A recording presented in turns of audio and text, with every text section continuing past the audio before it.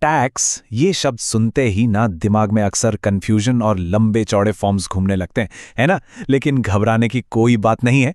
अगले कुछ मिनटों में हम लोग मिलकर इनकम टैक्स की दुनिया के कुछ सबसे जरूरी कॉन्सेप्ट्स को इतने आसान तरीके से समझेंगे कि सब कुछ एकदम शीशे की तरह साफ हो जाएगा। तो तैयार हैं? हमारा सफर कुछ ऐसा रहेगा। सबसे पहले हम समझेंगे कि टैक्स कब लगता है, फिर जानेंगे कि इस कहानी में किरदार कौन-कौन हैं। उसके बाद हम देखेंगे कि इनकम यानी कमाई कितने तरह की होती है, और फिर हम उस फाइनल अमाउंट तक पहुंचेंगे जिस पर असल में टैक्स लगता है। और हाँ, सबसे जरूरी चीज, टैक्स स्लैब और कुछ स्पेशल रूल्स पर भी बात करेंगे। तो सबसे पहला और सबसे बेसिक सवाल, भाई टैक्स लगता कब है? टाइमिंग क्या है इसकी? इसको समझने के लिए ना एक छोटा सा एग्जाम्पल लेते हैं। मिलिए अनिका से। अनिका एक यंग प्रोफेशनल है जिसने अभी अभी अपनी पहली जॉब शुरू की है। अच्छा, तो टैक्स की दुनिया में दो बहुत जरूरी साल होते हैं। पहला है प्रीवियस ईयर, या जिसे हम कहते हैं पिछला साल। अब नाम से ही साफ है ना। ये वो साल है, वो फाइनेंशियल ईयर जिसमें इनकम मतलब पैसा कमाया जाता है। और हाँ, इंडिया में फाइनेंशियल ईयर हमेशा 1 अप्रैल से शुरू होकर अगले साल 31 मार्च को खत्म होता है। तो हमारे एग्जाम्पल में मान लीजिए अनिका ने 1 अप्रैल 2022 से 31 मार्च 2023 तक काम किया और सैलरी कमाई। तो ये जो साल है ना, यही उसका प्रीवियस ईयर हुआ। अब आता है दूसरा हीरो, असेसमेंट ईयर। ये प्रीवियस ईयर के ठीक बाद वाला साल होता है। देखिए, असेसमेंट शब्द का मतलब ही होता है आकलन करना, हिसाब किताब करना। तो इसी साल में अनिका अपनी पिछले साल की कमाई का पूरा हिसाब किताब करेगी, सरकार को बताएगी और जो भी टैक्स बनता है वो भरेगी। तो बात एकदम सिंपल है। कमाई होती है प्रीवियस ईयर में और उस पर टैक्स लगता है असेसमेंट ईयर में। मतलब हम हमेशा पिछले साल की कमाई पर टैक्स देते हैं। जैसा यहां दिख रहा है, 2022-23 में जो कमाया उसका हिसाब किताब और टैक्स पेमेंट 2023-24 में होगा। ये इनकम टैक्स का कह सकते हैं रूल नंबर 1 है। ठीक है, तो कब वाला मामला तो सॉर्ट हो गया। अब बात करते हैं कौन की, मतलब इस टैक्स की कहानी में कौन कौन से किरदार हैं। चलिए देखते हैं।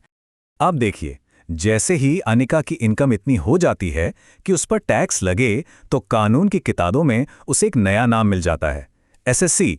हिंदी में कहेंगे करदाता। मतलब बहुत सिंपल है, कोई भी इंसान या संस्था जिसे टैक्स देना है उसे इनकम टैक्स डिपार्टमेंट एसएससी कहता है। और हां, यहां एक बहुत मजेदार चीज है। जब इनकम टैक्स लॉ पर्सन शब्द का इस्तेमाल करता है, तो इसका मतलब सिर्फ अनिका या मेरे आपके जैसे लोग नहीं होते। इसका दायरा बहुत बड़ा है।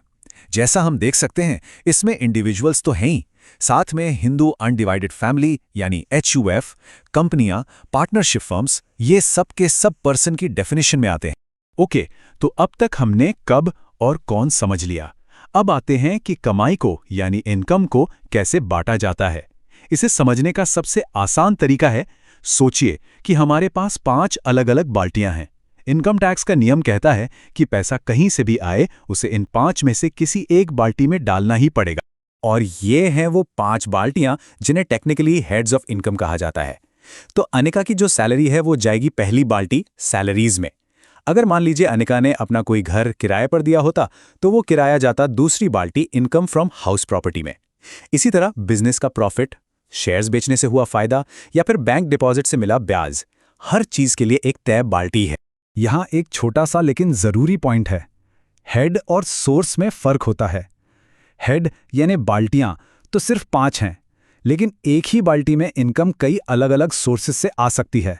जैसे किसी के पास 2 घर हैं और दोनों किराए पर हैं, तो हेड तो एक ही रहेगा, इनकम फ्रॉम हाउस प्रॉपर्टी, लेकिन इनकम के सोर्स 2 हो गए। चलिए, अब जब हमने इनकम को सही सही बाल्टियों में डाल दिया है, तो अब आता है असली काम, वो फाइनल अमाउंट निकालना जिस पर टैक्स देना है। और इसके लिए एक प्रॉपर 7 स्टेप का प्रोसेस फॉलो करना होता है। ये पूरा एक सिस्टमैटिक तरीका है। सबसे पहले 5 बाल्टियों की इनकम को जोड़ा जाता है। अगर कहीं कोई लॉस हुआ है तो उसे सेट ऑफ करते हैं। ये सब करने के बाद जो टोटल आता है उसे कहते हैं ग्रॉस टोटल इनकम या GTI। लेकिन रुकिए, टैक्स इस पर भी नहीं लगता। इसके बाद सरकार को डिडक्शंस मतलब कटौतियों की इजाजत देती है, जैसे सेक्शन 80C के तहत किए गए निवेश। जब GTI में से ये सारी कटौतियां घटा दी जाती हैं, तब जो फाइनल फिगर बचता है उसे कहते हैं टोटल इनकम। और हाँ, असली टैक्स इसी टोटल इनकम पर कैलकुलेट होता है। तो एक बार जब हमारी टोटल इनकम फाइनल हो गई तो अगला सवाल है टैक्स लगेगा कितना, किस रेट से। और यहीं पर एंट्री होती है टैक्स स्लैब्स की। अब यहाँ पे कहानी में एक ट्विस्ट है।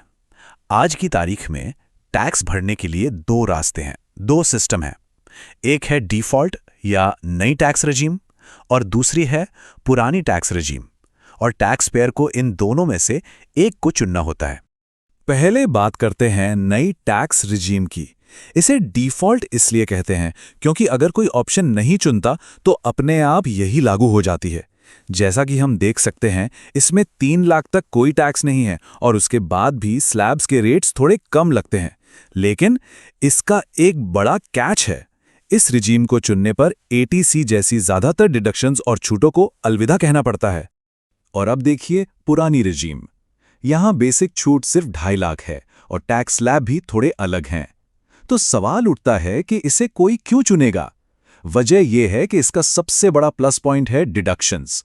अगर किसी ने PPF, home loan, medical insurance वगैरह में अच्छा खासा इन्वेस्ट किया है तो वो इन सब कटौतियों का फायदा उठाकर अपनी टैक्सेबल इनकम को काफी नीचे ला सकता है। अब चाहे कोई नई रजीम चुने या पुरानी, एक चीज दोनों में कॉमन है। जो भी फाइनल टैक्स अमाउंट कैलकुलेट होके आता है ना, उस पर 4% का हेल्थ एंड एजुकेशन सेस अलग से जुड़ जाता है। ये कंपल्सरी है। और हाँ, जो हाई इनकम वाले लोग हैं, मतलब जिनकी इनकम 50 लाख रुपए से ज्यादा है, उनके लिए एक और चीज है, सरचार्ज। ये एक तरह से टैक्स के ऊपर लगने वाला टैक्स है। चलिए अब हम अपने आखिरी पड़ाव पर आ गए हैं। इस सेक्शन में हम कुछ स्पेशल रूल्स और टैक्स में मिलने वाली कुछ खास राहतों पर एक नजर डालेंगे। ये एक बहुत ही जबरदस्त चीज है जिसे कहते हैं टैक्स रीबेट। इसका सीधा सा मतलब है कि अगर आपकी इनकम एक खास लिमिट से कम है तो आपको कोई टैक्स नहीं देना पड़ेगा, भले ही कैलकुलेशन में कुछ टैक्स बन रहा हो। नई रिजीम में ये लिमिट 7 लाख रुपीज है, मतलब 7 लाख तक की इनकम पर 0 टैक्स। और अगर कोई पुरानी रिजीम चुनता है तो वहां ये राहत 5 लाख तक की इनकम पर मिलती। एक और बात ध्यान में रखने वाली है, कुछ इनकम्स ऐसी होती हैं जिन पर टैक्स स्लैब के हिसाब से नहीं लगता। उन पर एक फिक्स्ड फ्लैट रेट से टैक्स लगता है, जैसे कि लॉटरी या गेम शो से जीती हुई रकम या फिर कुछ खास तरह के कैपिटल गेन्स। और आखिर में ये नंबर ये दिखाता है कि टैक्स के नियमों को गंभीरता से लेना कितना जरूरी है। अगर किसी के पास ऐसा पैसा या इन्वेस्टमेंट मिलता है जिसका वो हिसाब नहीं दे पाता, मतलब अनएक्सप्लेन्ड इनकम, तो उस पर टैक्स, पेनाल्टी, सरचार्ज सब मिलाकर इफेक्टिव रेट 78% तक पहुंच सकता है। जी हां, 78%। तो ये थी टैक्स की दुनिया की एक बेसिक सैर। कब, कौन, कैसे और कितना। अब जब ये सारे फंडामेंटल्स क्लियर हैं तो असली सवाल ये है कि इस जानकारी का इस्तेमाल करके अपनी फाइनेंशियल प्लानिंग को और बेहतर कैसे बनाया जाए। अगला कदम क्या होना चाहिए, इस पर सोचना तो बनता है।